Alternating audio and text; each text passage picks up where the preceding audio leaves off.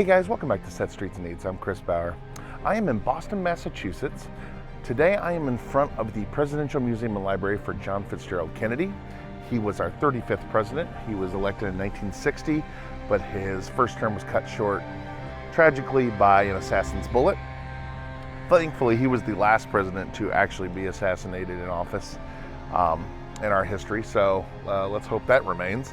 But unfortunately, because of what a big deal the assassination was, a lot of his presidency is kind of remembered just for that. So we're gonna go in and learn a little bit more about what he did in those first 3 years.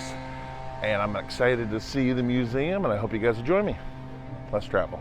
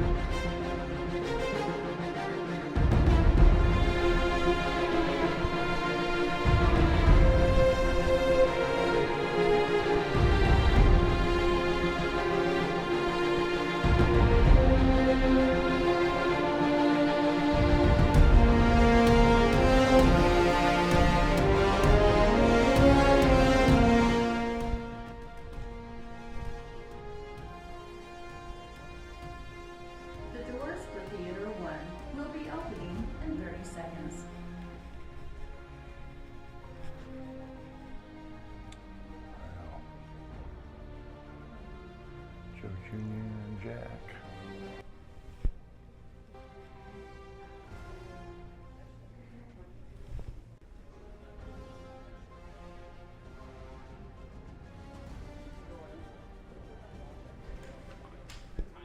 This room talks about his early life all the way into his military service.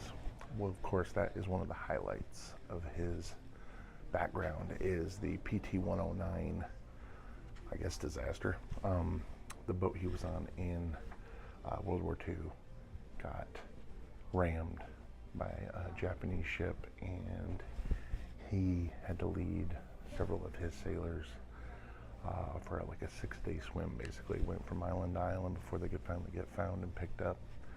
But it became a big deal during the aftermath of the war and in the lore of JFK.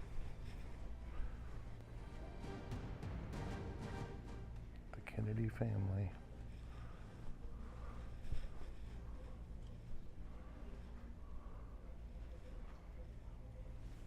The 20-minute documentary film that you are about to watch was written, produced, and directed exclusively for the museum. During the film, you will hear President John F. Kennedy's own voice telling the story of his early life and political career. I was born in Boston, Massachusetts in 1917. We had 5 girls and 4 boys. I don't think you can have 9 children in the house without it being some rigid authority, and I think my father supplied that, but not unnecessarily so, and I think it did us all good.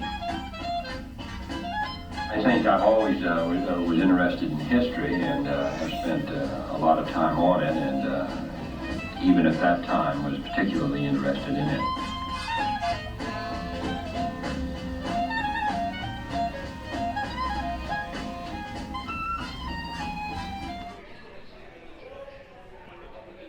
Vice President Richard M. Nixon, and the Democratic candidate, Senator John F. Kennedy.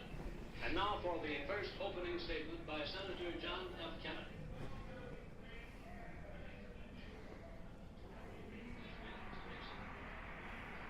In the election of 1860, Abraham Lincoln said the question was whether this nation could exist half slave or half free. In the election of 1960, and with the world around us, the question is whether the world will exist half slave or half free, whether it will move in the direction of freedom, in the direction of the road that we are taking, or whether it will move in the direction of slavery. question now is, can freedom be maintained under the most severe attack it has ever known? I think it can. And I think in the final analysis, it depends on what we do here. I think it's time America started moving again. And now the opening statement by Vice President Richard M. Nixon. The things that Senator Kennedy has said, many of us can agree with. There is no question but that we cannot discuss our internal affairs in the United States without recognizing that they have a tremendous bearing on our international position.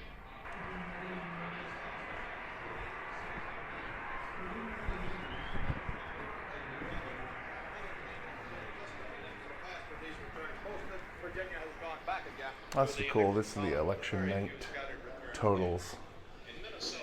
This is one of the closest presidential races in American history. 118,000 votes is all that separated Kennedy and Nixon's win. Or Kennedy's win over Nixon, I should say.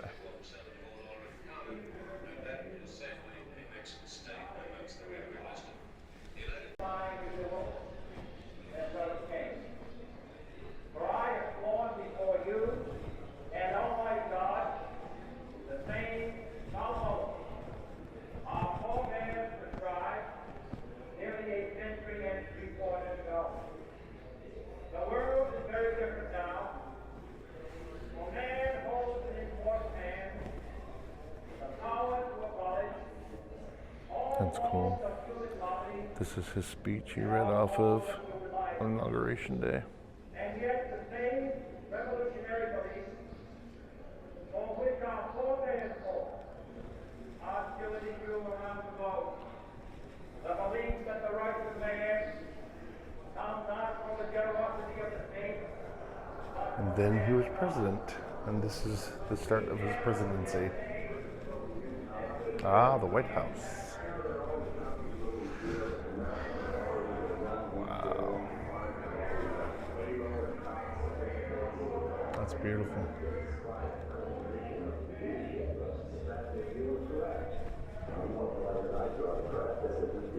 Main job was to increase the mark standing in the California. Having done that, he's now moving on. JFK was very talented with dealing with the press. They all loved him. To improve our communication. Some of our major cities, John Birch or right-wing type groups that have been organizing voice. The space program was definitely pushed forward by Kennedy.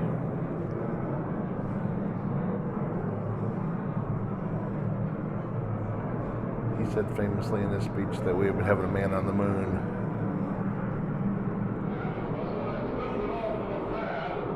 It wasn't during his lifetime, but it was soon.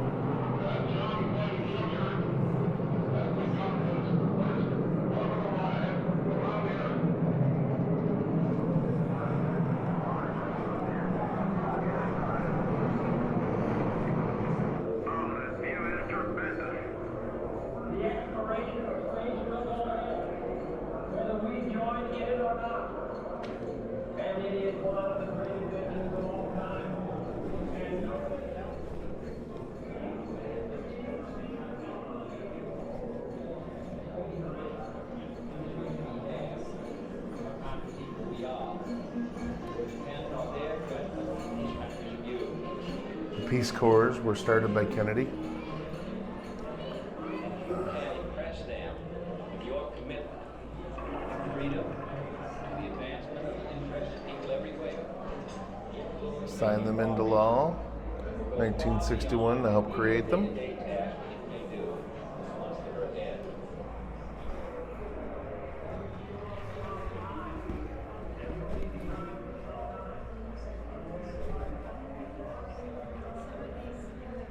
It's a very famous sculpture.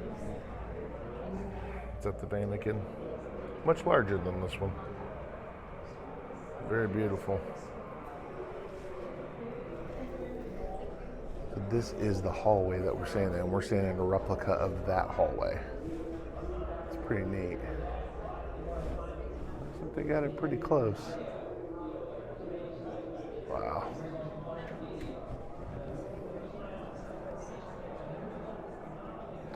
This was a gift from the King of Afghanistan.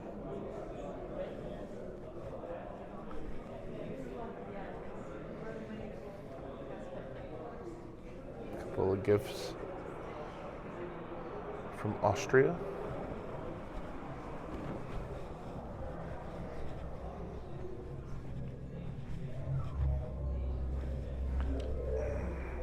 So the Cuban Missile Crisis was a huge faux pas for the Kennedy administration, even though technically it was Eisenhower's mess that was started.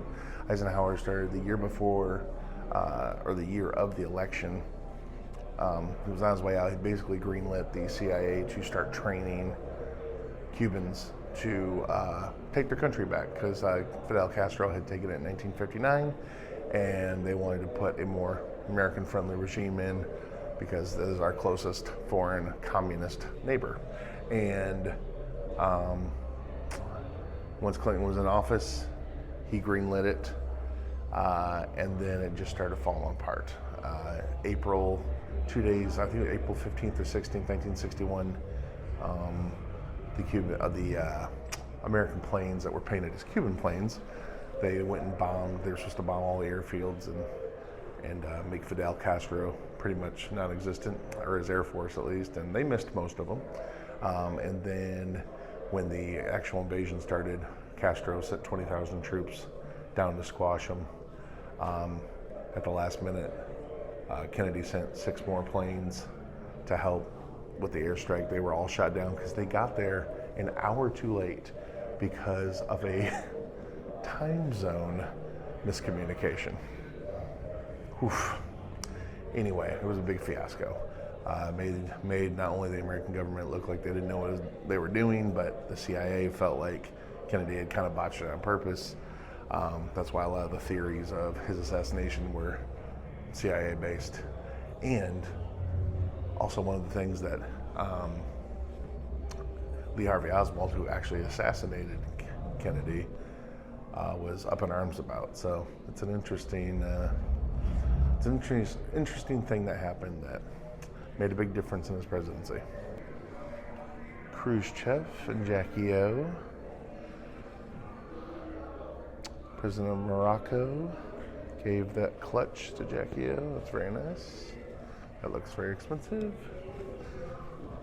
This was a gift.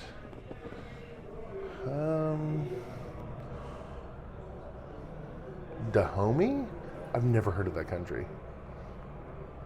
I don't know where Dahomey is. I'll have to look that up. That's interesting. Replica of George Washington's battle sword was given as a gift. It's very nice. Very nice, very nice.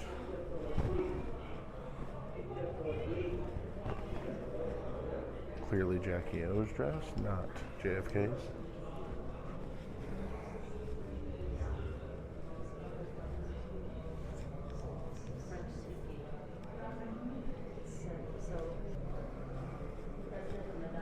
That's what she wore to that state dinner.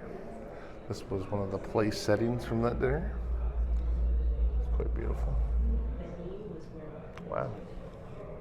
Schmancy. Schmancy. Too often we hold fast to the cliches of our forebears. We subject all facts to a prefabricated set of interpretations. We enjoy the comfort of opinion without the discomfort of thought. Mythology distracts us everywhere, for the great enemy of the truth is very often not the lie, deliberate, contrived, and dishonest, but the myth, persistent, persuasive, and unrealistic. That office is a replica of Robert Kennedy's office when he was Attorney General for his brother. He had run-ins many times with the unions, namely Jimmy Hoffa. Again, another one of the conspiracy theories of who assassinated him. Could have been Hoffa and the unions, but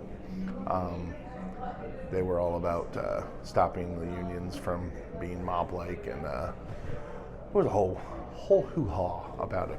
But that was his office. replica. I'm not sure if the Attorney General's office is in the White House or not. It didn't say. Well, no, it's Department of Justice, so it'd be at the Department of Justice. So Birmingham. I've been in that, it's a park now, but where Bull, whatever his name was shooting them with, or, well, they were shooting people, but spraying them with hoses and all this horrible nonsense, and Kennedy was in the presidency to deal with that. That's a cool photo.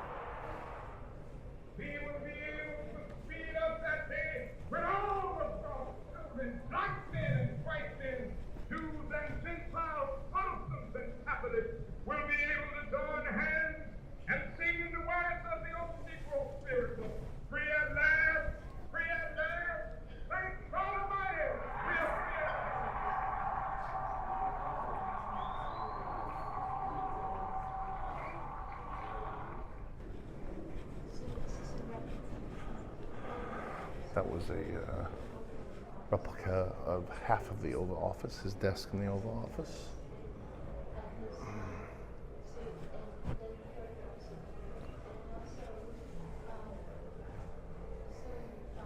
Another one of Jackie's dresses. A table. Empire card table dating from 1820. That's cool. There's an Emmy for the First Lady recognition of the achievement of her White House tour. Oh yeah, the famous White House tour video, or film, I should say. Jackie O was very famous for doing a tour that they filmed, allowing people a view of the White House. We hadn't had that kind of access until her, and she took the camera crew through the whole White House and gave them a tour of it. It was very famous, and clearly she won an Emmy for it. This is a little bit about Jackie O's background. She was a photographer when Jack was a senator, and they met and later married.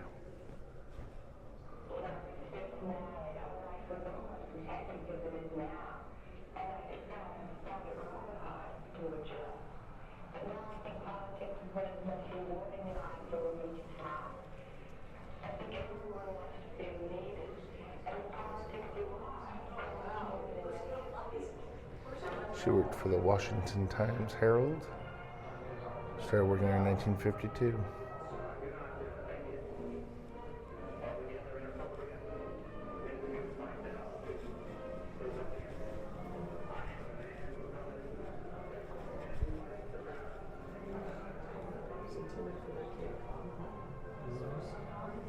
Those are cool. Mr. President golf balls.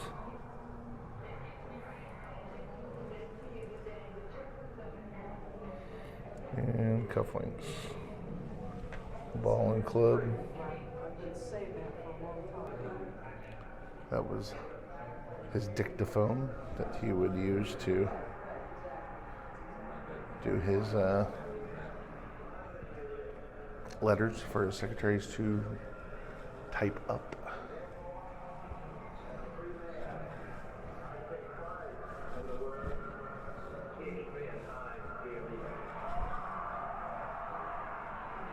His trip to Ireland. State visit to Europe.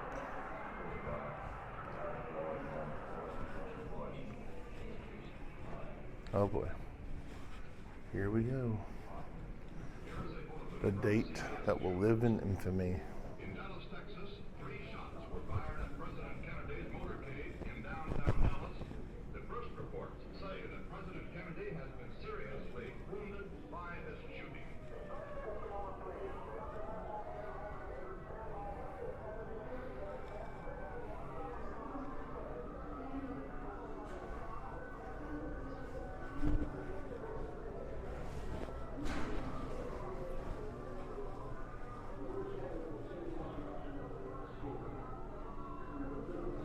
So as many of you know, of course, JFK was assassinated in Dallas on November 22nd, 1963. I do like that they've kept it to this hallway with very little in it, but the news bulletin playing. I think that's really classy move. Everyone knows about it. Of course, there's Cronkite about to deliver the news that he's dead.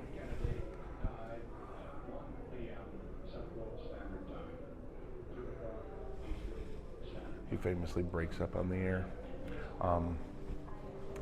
I'll put the link to it up here, but I went to Dealey Plaza real early one Sunday morning, and I flew my drone all around it, and then I had found this police radio chatter from that day, Dallas Police, and I put it over the drone footage. It's one of my favorite videos I've done. Not a lot of you guys have seen it. It's not really for everybody, but I think it's really neat. I'll put a link to that up there, and you can check that out. But Dealey Plaza is a really interesting place to visit. It still kind of hangs in the air there.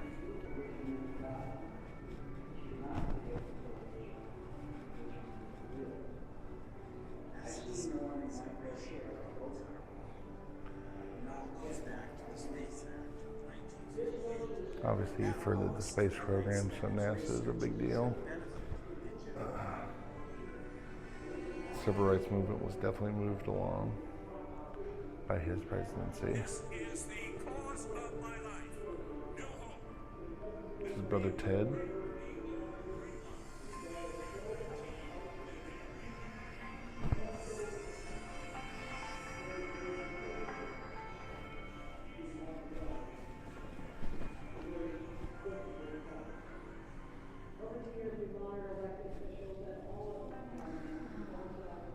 He was a very eloquent speaker. Some of his speeches, some of the stuff he said, he was just such an amazing thinker. I think it scared people. I think that's probably part of the reason he was assassinated. He just really was from another time. His speeches they still hold up big time. Like, you ought to go read them. They're amazing.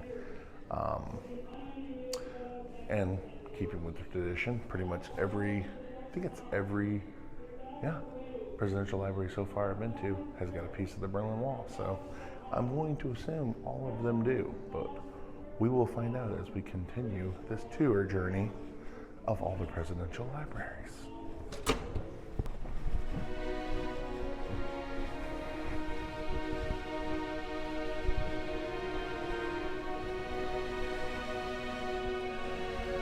Wow. This is a beautiful lobby.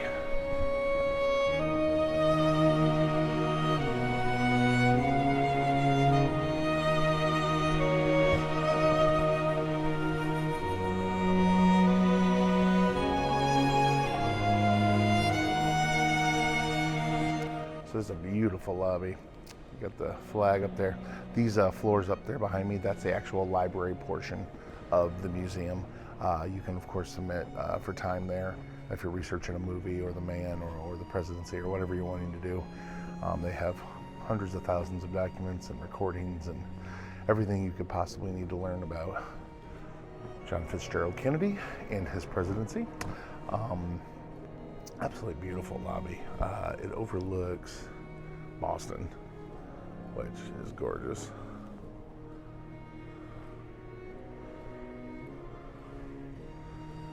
Boston Harbor and all its different little islands. I mean, it's kind of neat because America started right over here in Boston Harbor. And the Boston Tea Party and the Revolution.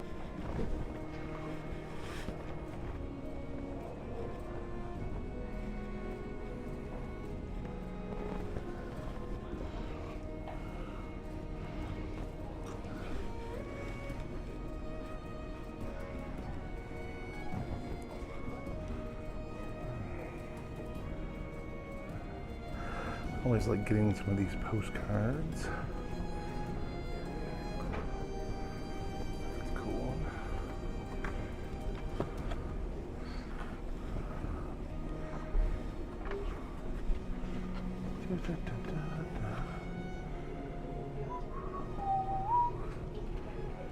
Right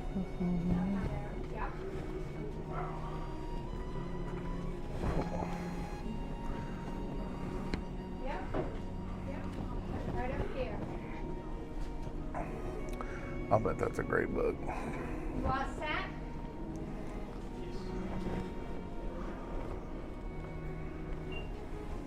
Okay, do you want to round it up and donate 89 cents?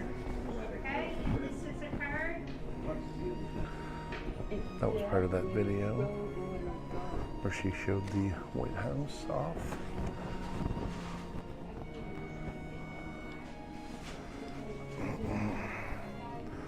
A lot of NASA stuff. There's a reason it's called the Kennedy Space Center. For sure.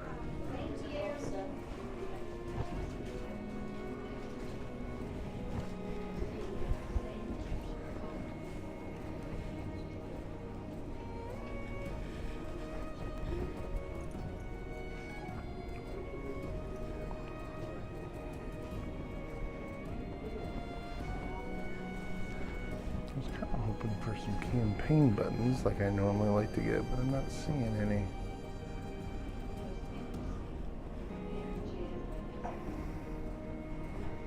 Well, they do have the coin sets though. But those are a bit pricey. He is on the 50-cent piece, that is true.